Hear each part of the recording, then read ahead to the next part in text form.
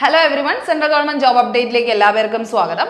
അപ്പോൾ നമ്മൾ ഇന്ന് വന്നിരിക്കുന്ന പുതിയൊരു ജോബ് റിക്രൂട്ട്മെന്റുമായിട്ടാണ്. വേറൊന്നുമല്ല, നമ്മുടെ cabinet secretariat deputy field officer എന്ന് പറഞ്ഞൊരു പോസ്റ്റ് ഇപ്പോൾ എന്ത് ചെയ്തിട്ടുണ്ട്, വിളിച്ചിട്ടുണ്ട്. ക്യാബിനറ്റ് സെക്രട്ടറിയേറ്റ് പോസ്റ്റ് ഇപ്പോൾ എന്ത് ചെയ്തിട്ടുണ്ട്, സെൻട്രൽ ഗവൺമെന്റിൽ വിളിച്ചിട്ടുണ്ട്. അപ്പോൾ അതെന്ന് പറഞ്ഞാൽ എന്താണ്, ടെക്നിക്കൽ റിക്രൂട്ട്മെന്റ് ആണ്. നമ്മൾ പല വീഡിയോസ് ചെയ്യുമ്പോഴും നിങ്ങൾ ചോദിക്കാറുണ്ട് ടെക്നിക്കൽ പോസ്റ്റുകാർക്ക് വേണ്ടിയിട്ടുള്ള, അതായത് ടെക്നിക്കൽ പഠിച്ചവർക്കൊക്കെ ഏത് വഴി കയറാം, ഏത് ജോലിയാണോ ഉള്ളതെന്നുള്ള രീതിയിൽ ചോദിച്ചിട്ടുണ്ടായിരുന്നു. അപ്പോൾ കാരണം ടെക്നിക്കൽ പഠിക്കുന്നവർക്ക്, അതായത് എഞ്ചിനീയറിംഗ് ഒക്കെ കഴിഞ്ഞവർക്ക് എപ്പോഴും എന്താണ്, ഗേറ്റ് എന്ന് പറയുന്ന ഒരു എൻട്രൻസ് ക്വാളിഫയിങ് ടെസ്റ്റ് ഉണ്ട്. ആ ഒരു ടെസ്റ്റ് പാസ്സായവർക്കാണ് കൂടുതലും ജോബ് ഓപ്പർച്യൂണിറ്റീസ് ഇതിൽ വരുന്നത്. നമുക്ക് ഈ വലിയ വലിയ കമ്പനീസ്, മൾട്ടിനാഷണൽ കമ്പനീസ്, അല്ലെങ്കിൽ എന്താണ് നമ്മുടെ ഗവൺമെന്റ് ഓഫ് ഇന്ത്യയുടെ കീഴിൽ തന്നെ പല പല സെക്ടേഴ്സിൽ വിളിക്കാറുണ്ട്. അപ്പോൾ അങ്ങനത്തെ പബ്ലിക് അണ്ടർടേക്കിങ്സിൽ വരുന്നെങ്കിൽ നിങ്ങൾ എന്തായിരിക്കണം, ഒന്ന് ഗേറ്റ് ക്വാളിഫൈഡ് ആയിട്ടുള്ള സ്റ്റുഡൻസ് ആയിരിക്കണം. അപ്പോൾ ആ ഒരു ടൈപ്പ് ഓഫ് റിക്രൂട്ട്മെന്റ് ആണ് നമുക്ക് ഇന്ന് പറയാനുള്ളത്. ഇപ്പോൾ ഇതിനെന്താണ് പ്രത്യേകിച്ച് എക്സാമോ അല്ലെങ്കിൽ നിങ്ങൾക്ക് വലിയൊരു ഫീസ് എന്നുള്ള രീതിയിലൊന്നും ഇല്ലാത്ത ഒരു എക്സാമിനേഷനാണ്, ഒരു എന്താണ് റിക്രൂട്ട്മെന്റ് പ്രോസസ്സാണ്. അപ്പോൾ അതിനെക്കുറിച്ചിട്ട് കംപ്ലീറ്റ് ഡീറ്റെയിൽസ് ഒന്ന് മനസ്സിലാക്കിയെടുക്കുക. മനസ്സിലാക്കിയിട്ട് എന്ത് ചെയ്യുക, അപ്ലൈ ചെയ്യാൻ പറ്റുവാണെങ്കിൽ അപ്ലൈ ചെയ്യാനായിട്ട് ശ്രമിക്കുക കേട്ടോ. അപ്പോൾ 160 ഡെപ്യൂട്ടി ഫീൽഡ് ഓഫീസർ ടെക്നിക്കൽ പോസ്റ്റാണ് വിളിച്ചിട്ടുള്ളത്. അപ്പോൾ ടെക്നിക്കലുകാർക്ക് മാത്രം അപ്ലൈ ചെയ്യാൻ പറ്റുന്ന ഒരു പോസ്റ്റാണ്. 160 ഡെപ്യൂട്ടി ഫീൽഡ് ഓഫീസർ എന്ന് പറഞ്ഞ പോസ്റ്റാണ്. ഇതിൻ്റെ സാലറി എന്ന് പറയുന്നത് 95,000 പ്ലസ് എന്ന് പറയുന്ന ഒരു സാലറി തന്നെയാണ് ബേസിക് പേ പറയുന്നത്. അപ്പോൾ അത്രയും നല്ലൊരു ടെക്നിക്കലുകാർക്ക് നന്നായിട്ട് നിൽക്കാൻ പറ്റുന്ന പോസ്റ്റാണ്. പക്ഷേ ഇപ്പോൾ സബ്ജക്റ്റ് വൈസ് വാക്കൻസീസ് ടെൻഡേറ്റീവ് ആയിട്ട് വിളിച്ചിട്ടുള്ളത്. ടെൻഡേറ്റീവ് ആണ്, ഒറിജിനൽ നോട്ടിഫിക്കേഷൻ വന്നിട്ടുണ്ട്. അപ്പോൾ അതിൽ പോലും ടെൻഡേറ്റീവ് വേക്കൻസി, കാരണം ഇതിന് എന്ത് ചെയ്യാം, ചിലപ്പോൾ ഒരു ചേഞ്ച് വരാം, കൂടാം എന്നുള്ളൊരു ചാൻസ് അവിടെ നിൽക്കുന്നു എന്നുള്ളൊരു കാര്യമാണ് പറയുന്നത് കേട്ടോ. അപ്പോൾ വിളിച്ചിട്ടുള്ള സബ്ജക്റ്റ് എന്ന് പറഞ്ഞാൽ, അതായത് നിങ്ങൾ ഗേറ്റ് എഴുതിയാണ്, ഗേറ്റ് ക്വാളിഫിക്കേഷൻ മാർക്സ് ആയിരിക്കും എടുക്കുന്നത്, അതിൻ്റെ മെറിറ്റ് ലിസ്റ്റ് ആയിരിക്കും ഇടുന്നത്. അപ്പം അതിൻ്റെ ഡീറ്റെയിൽഡ് പ്രോസസ്സ് ഞാൻ പറഞ്ഞുതരാം. എന്തായാലും നിങ്ങൾ മനസ്സിലാക്കിക്കോളുക. ഇപ്പോൾ സബ്ജക്റ്റ് വൈസ് വേക്കൻസീസ് വിളിച്ചിരിക്കുന്നത് ഏതൊക്കെ സെക്ടർ എന്ന് ചോദിച്ചു കഴിഞ്ഞാൽ, നിങ്ങൾക്ക് ഞാൻ പറഞ്ഞില്ലേ 160 വേക്കൻസീസ് ആണ് വരുന്നത് കേട്ടോ. 160 വേക്കൻസിയിൽ 80 വേക്കൻസി വരുന്നത് കമ്പ്യൂട്ടർ സയൻസ് CS ഫീൽഡിൽ നിന്നും, computer science and information technology പഠിച്ചവർക്ക് വേണ്ടിയുള്ളതും, പിന്നെ എന്താണ് ഇലക്ട്രോണിക്സ് ആൻഡ് കമ്മ്യൂണിക്കേഷൻ എന്ന് പറയുന്ന EC ടോപ്പിക്കിൽ നിന്നുമാണ് വന്നിരിക്കുന്നത് കേട്ടോ. അപ്പോൾ EC എന്ന് പറയുന്നതും CS എന്ന് പറയുന്ന ഈ രണ്ട് പോസ്റ്റിലാണ് ഒഴിവുകളിലേക്കാണ് ഇപ്പോൾ എന്ത് ചെയ്തിരിക്കുന്നത്, അവർ ആപ്ലിക്കേഷൻ ക്ഷണിച്ചിട്ടുള്ളത്. അപ്പോൾ കറസ്പോണ്ടിങ് സബ്ജക്റ്റ് അല്ലെങ്കിൽ ആ ഒരു കോഡ് ഇൻ ഗേറ്റ് ഒക്കെ നിങ്ങൾക്ക് പറഞ്ഞിട്ടുണ്ട്. Computer science and information technology CS-ഉം ഇലക്ട്രോണിക്സ് ആൻഡ് കമ്മ്യൂണിക്കേഷൻ എഞ്ചിനീയറിംഗ് എന്ന് പറയുന്ന EC എന്ന് പറയുന്ന ഈ എക്സാമിനേഷൻ, ഈ ഒരു ഫീൽഡിലാണ് നിങ്ങൾ പഠിച്ചിറങ്ങിയതെങ്കിൽ, നിങ്ങളുടെ BTech എന്ത് ചെയ്തിരിക്കുന്നത് പാസ്സായി ഇറങ്ങി, അല്ലെങ്കിൽ BTech ഗ്രാജുവേറ്റ് ആയത് ഈ ഒരു സബ്ജക്റ്റിലാണെങ്കിൽ നിങ്ങൾക്ക് അപ്ലൈ ചെയ്യാനുള്ള അവസരമാണ് കേട്ടോ. ആ ഒരു കാര്യമാണ് പറയുന്നത്. അപ്പോൾ നമുക്ക് അതിൻ്റെ ഡീറ്റെയിൽഡ് ആയിട്ടുള്ള എഡ്യൂക്കേഷണൽ ക്വാളിഫിക്കേഷൻ നോക്കാം. നമുക്ക് വേണ്ടത് എന്താണ്, ബാച്ചിലേഴ്സ് ഡിഗ്രിയാണ് കേട്ടോ. നിങ്ങൾക്ക് ഏത് പഠിച്ചവർക്ക്, BTech അല്ലെങ്കിൽ ബാച്ചിലർ ഓഫ് എഞ്ചിനീയറിംഗ് ഒക്കെ പഠിച്ചവർക്കുള്ളതാണ്. അതിൽ ഞാൻ പറഞ്ഞ ആ സബ്ജക്റ്റുകൾ നിങ്ങൾ പ്രത്യേകം ശ്രദ്ധിക്കുക. ഇലക്ട്രോണിക്സ് ആൻഡ് കമ്മ്യൂണിക്കേഷൻ എഞ്ചിനീയറിംഗും, പിന്നെ എന്താണ് നമ്മൾ പറഞ്ഞത്, ഇലക്ട്രോണിക്സും, അതുപോലെ തന്നെ എന്തായിരുന്നു, ഇലക്ട്രോണിക്സ് ആൻഡ് കമ്പ്യൂട്ടർ സയൻസ് ഫീൽഡായിരുന്നു നമുക്കിപ്പോൾ വന്നിരിക്കുന്ന വാക്കൻസീസ് എന്ന് പറയുന്നത്. അപ്പോൾ ബാച്ചിലേഴ്സ് ഡിഗ്രി ഒന്നേ ആ ഒരു സബ്ജക്റ്റിൽ ഉണ്ടായിരിക്കണം. പിന്നെ എന്താണ്, മാസ്റ്റേഴ്സ് ഡിഗ്രി ഇൻ സയൻസ് ഒന്നേ നിങ്ങൾക്ക് എന്ത് വേണം, MSc ഉണ്ടായിരിക്കണം. അതായത് ഇപ്പോൾ നിങ്ങൾ BTech അല്ല, സ്പെഷ്യലൈസ്ഡ് ഗ്രാജുവേഷൻ അല്ല ചെയ്തിട്ടുണ്ടെങ്കിൽ, അതായത് നോർമൽ ഡിഗ്രിയാണ് എടുത്തവരെങ്കിൽ ഡിഗ്രിക്കാരെന്ത് ചെയ്യണം, MSc കഴിഞ്ഞിട്ട് നിങ്ങൾ എന്തും കൂടെ പാസ്സാവണം. ഗേറ്റും കൂടെ പാസ്സായാലേ നിങ്ങൾക്ക് ഈ ഒരു എക്സാമിനേഷൻ, ഇങ്ങനെ ഒരു ജോബ് റിക്രൂട്ട്മെന്റിലേക്ക് അപ്ലൈ ചെയ്യാനായിട്ട് പറ്റുള്ളൂ. ആ കാര്യം കൃത്യമായിട്ട് ശ്രദ്ധിക്കുക. നിങ്ങളുടെ എഡ്യൂക്കേഷണൽ ക്വാളിഫിക്കേഷൻ ഇത് വരുന്നുണ്ടെങ്കിൽ, ബാച്ചിലേഴ്സ് ഓഫ് എഞ്ചിനീയറിംഗ് അല്ലെങ്കിൽ BTech എന്ന് പറയുന്ന ഒരു ഗ്രാജുവേഷനും അല്ലെങ്കിൽ MSc എന്ന് പറഞ്ഞൊരു ഗ്രാജുവേഷൻ ഉണ്ടെങ്കിൽ അത് മാത്രം പോരാ, നിങ്ങളുടെ മാർക്കിംഗ് വരുന്നത്, കാരണം എക്സാം ഇല്ലാത്തത് കൊണ്ട് തന്നെ നിങ്ങളുടെ സെലക്ട് ചെയ്യുന്നത് എന്തിൻ്റെ അടിസ്ഥാനത്തിലായിരിക്കും, നിങ്ങളുടെ ഗേറ്റ് സ്കോറിൻ്റെ അടിസ്ഥാനത്തിലായിരിക്കും കേട്ടോ. അപ്പോൾ ആ ഗേറ്റ് സ്കോറിങ് അത്ര ഇമ്പോർട്ടൻ്റ് ആണെന്ന് മനസ്സിലാക്കിക്കോളൂ. അപ്പോൾ ഈ ഗേറ്റ് എന്ന് പറയുന്ന എക്സാമിനേഷൻ എഴുതി പാസ്സായവർക്ക് മാത്രമേ അപ്ലൈ ചെയ്യാൻ പറ്റുള്ളൂ. അപ്പോൾ എന്തായാലും നമുക്ക് ഏജ് ലിമിറ്റ് എത്രയാണെന്ന് നോക്കാം. മിനിമം വരുന്നത് 18 ഇയേഴ്സ് ആണ് കേട്ടോ. മിനിമം ഇയേഴ്സ് 18 ഇയേഴ്സ് ആണ്. അതിൽ മാക്സിമം വരുന്നത് 30 ഇയേഴ്സ്, 30 വയസ്സ് വരെ ഉള്ളവർക്ക് അപ്ലൈ ചെയ്യാൻ പറ്റും എന്നുള്ളൊരു പോസിറ്റിവിറ്റിയാണ് പറയുന്നത്. ആസ് ഓഫ് October 21, 2024 ഈ ഒരു ഡേറ്റ് എടുക്കുമ്പോൾ, October 21, 2024 എന്ന് പറഞ്ഞൊരു ഡേറ്റ് എടുക്കുമ്പോൾ നിങ്ങളുടെ ഏജ് ഏതിന് നിൽക്കണം, 18 to 30 ഇയേഴ്സിന് ഇടയിലുള്ളവരായിരിക്കണം നിങ്ങൾ. അതായത് നിങ്ങളുടെ ഒക്ടോബർ 21 നിങ്ങൾക്ക് എത്രയാവാൻ പാടില്ല, 31 വയസ്സാവാൻ പാടില്ല. ആ ഒരു കാര്യം മാത്രം ശ്രദ്ധിച്ചാൽ മതി.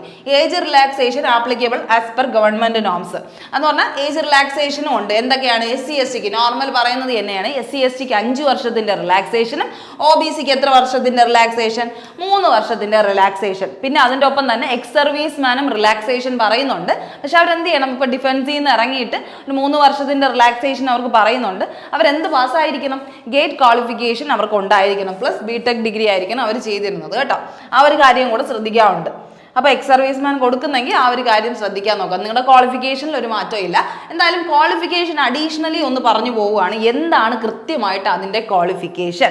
നിങ്ങൾ യോഗ്യരാണോ എന്ന് കൃത്യമായിട്ടൊന്ന് നിങ്ങളെ തന്നെ ഒന്ന് എന്ത് ചെയ്യുക, ഇവാലുവേറ്റ് ചെയ്യുക. Candidate must have qualified the graduate aptitude test in engineering. അതാണ് നമ്മുടെ എന്തെന്ന് പറയുന്നത്, നമ്മുടെ ഗേറ്റ് എക്സാമിനേഷൻ. എഞ്ചിനീയറിംഗിന് വേണ്ടിയുള്ള ഗ്രാജുവേറ്റ് ആപ്റ്റിറ്റ്യൂഡ് ടെസ്റ്റ് എന്നാണ് പറയുന്നത്. എൻട്രൻസ് ടെസ്റ്റ് പോലത്തെ ഒരു സംഭവമാണ്. നമ്മുടെ NIT പോലെയുള്ള IIT പോലെയുള്ള വലിയ വലിയ മൾട്ടിനാഷണൽ എന്താണ് നമ്മുടെ ടെക്നോളജി കമ്പനീസിലൊക്കെ കയറാൻ വേണ്ടിയായിട്ട് നമുക്ക് എന്ത് വേണം? എങ്കിൽ അത്രയും ഇൻസ്റ്റിറ്റ്യൂഷനിലേക്ക് കയറാൻ വേണ്ടി നമുക്ക് എന്തുണ്ടായിരിക്കണം? നമ്മുടെ ഈ ഒരു ഗേറ്റ് എന്ന് പറയുന്ന ഒരു സംഭവം ഉണ്ടായിരിക്കണം. അതിൻ്റെ മാർക്ക് ലിസ്റ്റിംഗ് അനുസരിച്ചാണ് നിങ്ങൾക്ക് ഇപ്പോഴും അങ്ങനെ തന്നെയാണ്. പബ്ലിക് ആയിട്ടുള്ള എഞ്ചിനീയറിംഗ് കോളേജസിലൊക്കെ കിട്ടണമെങ്കിൽ നിങ്ങൾ എന്ത് ചെയ്തിരിക്കണം? ഗേറ്റ് ക്വാളിഫൈഡ് ആയിരിക്കണം. അത്രയും നല്ലൊരു മാർക്ക് ഉണ്ടെങ്കിൽ മാത്രമേ നിങ്ങൾക്ക് ക്വാളിഫിക്കേഷൻ അത്രയും നിങ്ങൾ ഹയർ ആണ്, നിങ്ങൾ അത്രത്തോളം ലെവൽഡ് ആണെന്ന് മനസ്സിലാക്കാൻ പറ്റത്തുള്ളൂ. അപ്പോൾ ആ ഒരു കാര്യം നിങ്ങൾക്ക് എന്ത് ചെയ്യണം? മസ്റ്റ് ആയിട്ടും ഉണ്ടായിരിക്കണം. മസ്റ്റ് ആണ് കേട്ടോ, ഗേറ്റ് ക്വാളിഫൈഡ് ആയിട്ടുള്ളവർക്ക് മാത്രം. അതുപോലെ തന്നെ ഈ ഗേറ്റ് ക്വാളിഫിക്കേഷൻ ഉണ്ടെങ്കിൽ, അതായത് നിങ്ങൾ എക്സാമിനേഷൻ പാസ് ഔട്ട് ഏത് വർഷം വാലിഡ് സ്കോർ കാർഡ് ഫ്രം 2022 2023 2024 പാസ്സായ മാൻഡേറ്ററി ആണ്. ആ ഒരു 3 വർഷത്തിന്റെ ടൈമേ നിങ്ങൾക്ക് പറയുന്നുള്ളൂ. നീ നിങ്ങൾ 2022 പാസ്സാവണം, 23 24 ഏതിലെങ്കിലും പാസ് ഔട്ട് ആയത്. കാരണം 3 വർഷമാണ് നമുക്ക് വാലിഡിറ്റി ഉള്ളത് അല്ലേ, നമ്മുടെ സർട്ടിഫിക്കറ്റിന് വാലിഡിറ്റി. അതായത് ഗേറ്റിന്റെ സ്കോർ കാർഡിന് വാലിഡിറ്റി വരുന്നത് 3 ഇയേഴ്സിനാണ്. അപ്പോൾ ആ ഒരു ടൈമിൽ നിങ്ങൾ എടുത്തവരായിരിക്കണം. ഓക്കെ, ആ ഒരു ഇതുണ്ടെങ്കിൽ നിങ്ങൾക്ക് ഡയറക്റ്റ് ആയിട്ട് എന്ത് ചെയ്യാം? ഇതിനു വേണ്ടി അപ്ലൈ ചെയ്യാനായിട്ട് പറ്റും. പൊസിഷൻ എന്ന് പറയുന്നത് എന്താണ്? ഡയറക്റ്റ് റിക്രൂട്ട്മെന്റ് ആണ്. നിങ്ങളുടെ മാർക്കിന്റെ അടിസ്ഥാനത്തിൽ, ഗേറ്റ് മാർക്കിന്റെ അടിസ്ഥാനത്തിൽ ഡയറക്റ്റ് റിക്രൂട്ട്മെന്റ് ആണ് വരുന്നത്. ഇതിപ്പോൾ എന്താ വിളിച്ചിരിക്കുന്നത്? നമ്മുടെ ഈ ഒരു എക്സാമിനേഷൻ വിളിച്ചിരിക്കുന്നത് ക്യാബിനറ്റ് സെക്രട്ടേറിയറ്റ് ഗവൺമെന്റ് ഓഫ് ഇന്ത്യയിലെ കീഴിൽ വരുന്ന ക്യാബിനറ്റ് സെക്രട്ടേറിയറ്റിലെ ഫീൽഡ് ഓഫീസർ പോസ്റ്റ് ആണ്. ഇതുപോലെ വിവിധ ഡിപ്പാർട്ട്മെന്റിൽ നിങ്ങൾക്ക് ഗേറ്റ് ക്വാളിഫിക്കേഷൻ ഉണ്ടെങ്കിൽ കയറാൻ പറ്റും. അങ്ങനെ ഒരുപാട് എന്തുണ്ട് അവസരങ്ങൾ നിങ്ങൾക്ക് ഗേറ്റ് ക്വാളിഫൈഡ് ആയുള്ളവർക്ക് ഉണ്ടെന്ന് തന്നെ മനസ്സിലാക്കിക്കോണം. ഇവിടെ കണ്ട ഒരു ലെവൽ 7 പേ ആണ് വരുന്നത്. ഗ്രൂപ്പ് B പോസ്റ്റ് ആണ്, നോൺ ഗസറ്റഡ് പോസ്റ്റ് ആണ് വരുന്നത്. അതുപോലെ തന്നെ നിങ്ങൾ മനസ്സിലാക്കേണ്ട കാര്യം, നിങ്ങളുടെ മന്ത്ലി ഇമോളുമെന്റ്സ് വരുന്നത് 95,000 ആണ്. അത്രയും സാലറി പാക്കേജ് ഉള്ള ഒരു ജോബ് റിക്രൂട്ട്മെന്റ് ആണ് ഏതെന്ന് പറയുന്നത് ഈ ഒരു ടെക്നിക്കൽ പോസ്റ്റ് എന്ന് പറയുന്നത്. നോർമലി ടെക്നിക്കൽ പോസ്റ്റിന് നമ്മൾ അത്രയും പ്രതീക്ഷിക്കത്തില്ല, പക്ഷേ ശരിക്കും പറഞ്ഞാൽ ഈ ഒരു പോസ്റ്റിന് ബേസിക് പേ തന്നെ 95,000 ആണെന്ന് മനസ്സിലാക്കിക്കോളുക. ഓക്കെ, അപ്പം ന്യൂഡൽഹിയിലാണ് എൻ്റെ ഇത് വരുന്നത്. ഓക്കെ, ഇത്രയാണ് നിങ്ങൾ അവിടെ എന്ത് ചെയ്യേണ്ടത്? കൃത്യമായിട്ട് മനസ്സിലാക്കേണ്ടത്. അപ്പോൾ ഗേറ്റ് സ്കോർ എന്താണ് അത്യാവശ്യമാണെന്ന് തന്നെ മനസ്സിലാക്കിക്കോളുക. ഓക്കെ, അപ്പോൾ ഇതിൽ എന്താണ് കോമ്പറ്റീഷൻ വളരെ കുറവായിട്ട് തന്നെ ആയിരിക്കും ഇരിക്കുന്നത്. കാരണം ഇത്രയും ഗേറ്റ് ക്വാളിഫൈഡും അല്ലെങ്കിൽ ഇപ്പം BTech ഗ്രാജുവേറ്റ്സ് ആണെങ്കിലും ഗേറ്റ് ക്വാളിഫൈ ചെയ്തിട്ടുള്ളവർ വളരെ കുറവായിരിക്കും. അപ്പോൾ ആ ഒരു ഉള്ളവർക്ക് മാത്രമേ അപ്ലൈ ചെയ്യാൻ പറ്റുള്ളൂ എന്ന് നിങ്ങൾക്ക് എന്ത് ചെയ്യുക? മനസ്സിലാക്കിക്കോളൂ. അപ്പോൾ ധൈര്യമായിട്ട് നിങ്ങൾക്ക് ഇത് അപ്ലൈ ചെയ്തില്ല. കാരണം ഫീസും ഇല്ല, അതുപോലെ തന്നെ എക്സാമിനേഷൻ നടത്തുന്നില്ല. നിങ്ങൾക്ക് ജസ്റ്റ് ഒന്ന് നിങ്ങളുടെ എന്താ നിങ്ങൾക്ക് അപ്ലൈ ചെയ്തിടാന്നുള്ള ഒരു കാര്യമാണ്. നിങ്ങൾക്ക് ഒരു റിസ്ക്കും അവിടെ ഉണ്ടാവുന്നില്ല എന്നുള്ളൊരു കാര്യമാണ്. കിട്ടണമെങ്കിൽ കിട്ടട്ടെ, നിങ്ങളുടെ ഒരു ഭാഗ്യ പരീക്ഷണമായിട്ട് തന്നെ നിങ്ങൾക്ക് എന്ത് ചെയ്യാം? കാണാം. ഓക്കെ, അപ്പോൾ ഇനി ഓർഗനൈസേഷൻ എന്ന് പറഞ്ഞാൽ നമ്മുടെ cabinet secretariat government of India. അപ്പോൾ ഇതെന്താണ്? സെൻട്രൽ ഗവൺമെന്റ് എക്സാമിനേഷൻ ആണ് നടത്തുന്നത് കേട്ടോ. സെൻട്രൽ ഗവൺമെന്റിന്റെ കീഴിൽ വരുന്ന ജോബ് പോസ്റ്റ് ആണെന്ന് തന്നെ എന്ത് ചെയ്യുക? മനസ്സിലാക്കിക്കോളുക. പോസ്റ്റ് നെയിം എന്താണ്? Deputy field officer, DFO post എന്നാണ് പറയുന്നത് കേട്ടോ. DFO പോസ്റ്റ്, ടെക്നിക്കൽ ഫീൽഡിൽ വിളിക്കുന്ന ടെക്നിക്കൽ ഫീൽഡിൽ. ടോട്ടൽ വേക്കൻസി എത്രയാണ്? 160 വേക്കൻസീസ് ആണ് വരുന്നത്. എത്രയാണ്? 160 വേക്കൻസി. നമ്മൾ അഡ്വർടൈസിങ് നമ്പർ വന്നു. ആപ്ലിക്കേഷൻ മോഡ് എന്ന് പറയുന്നത് ഓഫ്ലൈൻ ആണ്. നിങ്ങൾ ഓൺലൈൻ ആയിട്ടല്ല, ഓഫ്ലൈൻ ആയിട്ടാണ് അപ്ലൈ ചെയ്യാനുള്ള. ആ ആപ്ലിക്കേഷൻ പ്രോസസ്സ് ഒക്കെ പറഞ്ഞുതരാം. എന്തായാലും ഓഫ്ലൈൻ ആയിട്ട് നിങ്ങൾ എന്ത് ചെയ്യണം? ഓഫ്ലൈൻ ആയിട്ട് തപാൽ വഴി, പോസ്റ്റ് വഴി അയക്കേണ്ട സാധനമാണ് കേട്ടോ. ആ ഒരു കാര്യമൊക്കെ ഡീറ്റെയിൽ ആയിട്ട് പറഞ്ഞുതരാം. എന്തായാലും ഓഫ്ലൈൻ മോഡാണെന്ന് മനസ്സിലാക്കുക. ആപ്ലിക്കേഷൻ ഓൾറെഡി സ്റ്റാർട്ട് ചെയ്ത് കഴിഞ്ഞു. എന്നാണ് തുടങ്ങിയത്? സെപ്റ്റംബർ 21, 2024, കഴിഞ്ഞ മാസം സെപ്റ്റംബർ മാസം 21 സ്റ്റാർട്ട് ചെയ്തതാണ്. ആപ്ലിക്കേഷൻ എൻഡ് ചെയ്യുന്നത് എന്നാണ്?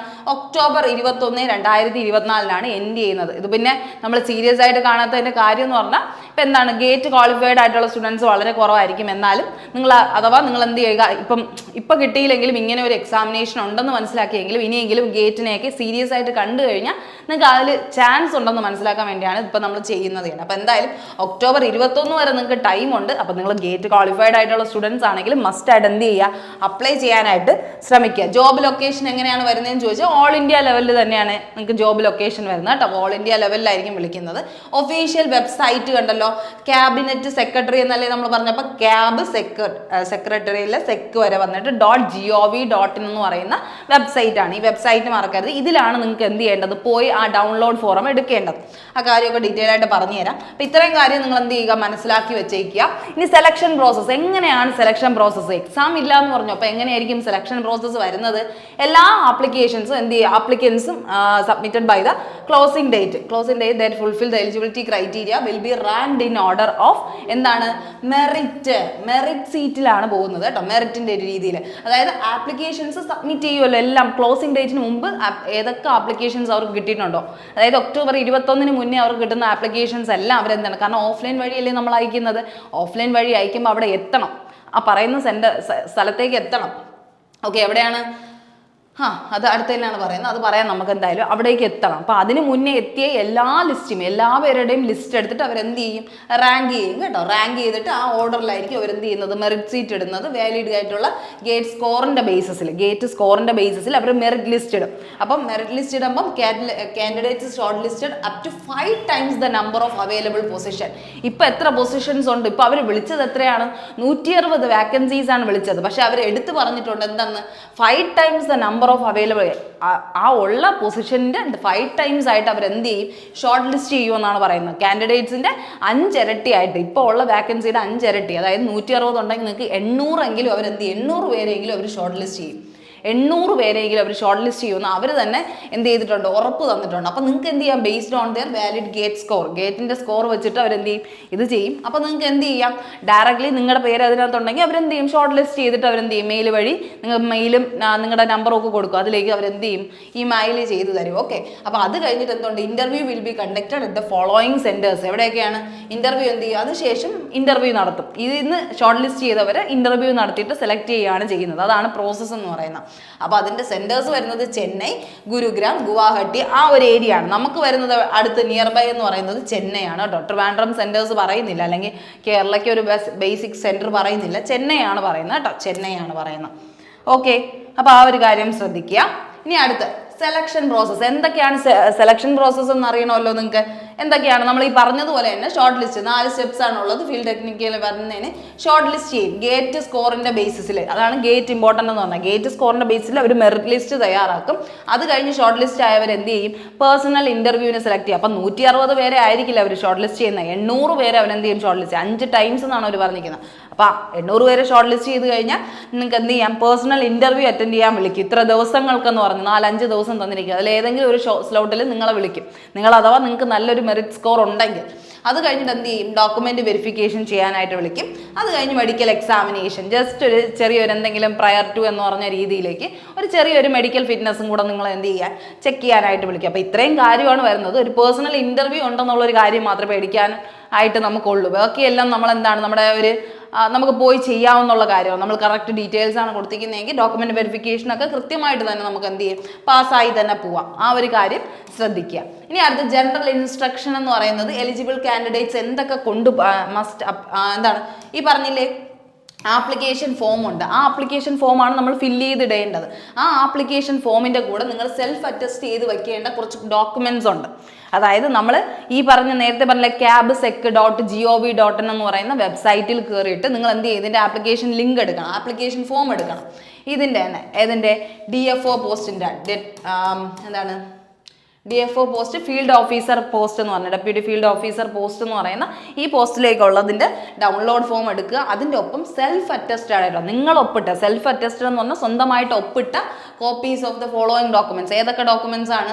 Hard copy of mark sheet and certificate for matriculation 10 +2 BTech അല്ലെങ്കിൽ MSc. നിങ്ങൾ BTech ആണോ പാസ്സായത് അല്ലെങ്കിൽ MSc ആണോ പാസ്സായത്, അതിൻ്റെ സർട്ടിഫിക്കറ്റ് 10 +2 സർട്ടിഫിക്കറ്റിൻ്റെ കോപ്പി, സെൽഫ് അറ്റസ്റ്റഡ് കോപ്പി, നിങ്ങൾ ഒപ്പിട്ട് വെച്ചിരിക്കുന്ന സെൽഫ് അറ്റസ്റ്റഡ് കോപ്പീസ് എന്ത് ചെയ്യണം, അവർക്ക് അതിൻ്റെ കൂടെ വെച്ച് പിൻ ചെയ്ത് എന്ത് ചെയ്യണം, തപാൽ വഴി അയക്കാൻ വേണ്ടിയാണ് പറയുന്നത്. പിന്നെ എന്താണ് valid GATE score from the years 2022, 2023, 2024 കിട്ടിയവരുടെ ഗേറ്റ് സ്കോർ എന്ത് ചെയ്യാം, അതിൻ്റെ കൂടെ സബ്മിറ്റ് ചെയ്യാം.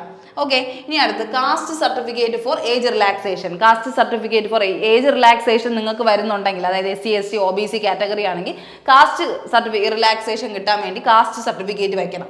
ഇഫ് ആപ്ലിക്കബിൾ വയ്ക്കാൻ വേണ്ടി മാത്രമായിട്ട്. അടുത്ത് NOC സർട്ടിഫിക്കറ്റ്, അതായത് നിങ്ങൾ ഒരു കമ്പനിയിൽ എന്തെങ്കിലും വർക്ക് ചെയ്യുന്നവരാണെങ്കിൽ, അതായത് എഞ്ചിനീയറിംഗ് BTech ഗ്രാജുവേറ്റ്സ് ആണല്ലോ, ഏതെങ്കിലും ഒരു എംപ്ലോയി ആയിട്ടാണ് നിങ്ങൾ വർക്ക് ചെയ്യുന്നതെങ്കിൽ നിങ്ങൾക്ക് എന്ത് ചെയ്യണം, നിങ്ങളുടെ പ്രസൻറ്റ് എംപ്ലോയറിൽ നിന്ന് നിങ്ങൾ എവിടെയാണോ വർക്ക് ചെയ്യുന്നത് അവരുടെ കയ്യിൽ നിന്ന് ഒരു എന്ത് വേണം, NOC സർട്ടിഫിക്കറ്റ്. നമ്മുടെ ഈ ക്ലിയറൻസ് സർട്ടിഫിക്കറ്റ് എന്നൊക്കെ പറയില്ലേ, നിങ്ങൾ നന്നായിട്ടാണ് ജോലി ചെയ്യുന്നത്, നോ ഒബ്ജെക്ഷൻ സർട്ടിഫിക്കറ്റ് എന്നാണ് പറയുന്നത്. നിങ്ങളെക്കുറിച്ച് ഒരു പരാതിയില്ല, നിങ്ങൾ നല്ല വർക്കറാണെന്നുള്ള രീതിയിൽ എഴുതി തരാൻ വേണ്ടിയുള്ള ഒരു സംഭവം അതും കൂടെ ഉണ്ടെങ്കിൽ അത് വയ്ക്കുക.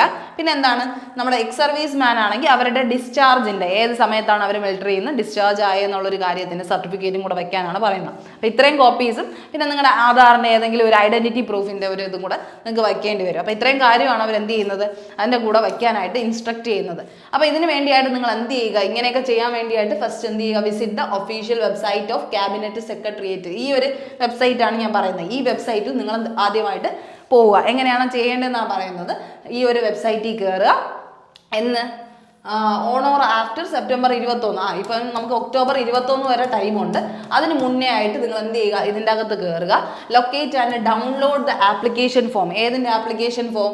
DFO പോസ്റ്റിൻ്റെ, ഡെപ്യൂട്ടി ഫീൽഡ് ഓഫീസർ പോസ്റ്റിൻ്റെ ടെക്നിക്കൽ പൊസിഷൻ എന്ന് പറഞ്ഞ് കൊടുത്തിരിക്കുക. അതിൻ്റെ ഏറ്റവും ടോപ്പിൽ തന്നെ കൊടുത്തിരിക്കുക. അതിലെന്ത് ചെയ്യുക, ആ ഫോം ആപ്ലിക്കേഷൻ ഫോം ഡൗൺലോഡ് ചെയ്തെടുക്കുക. ഓഫ്ലൈനായിട്ട് പ്രിൻറ്റ് ചെയ്തെടുക്കുക. ഓക്കെ, പ്രിൻറ്റ് ചെയ്തെടുക്കുക. അടുത്തുള്ള കഫേയിൽ പോയി ഡൗൺലോഡ് ചെയ്തെടുക്കുക.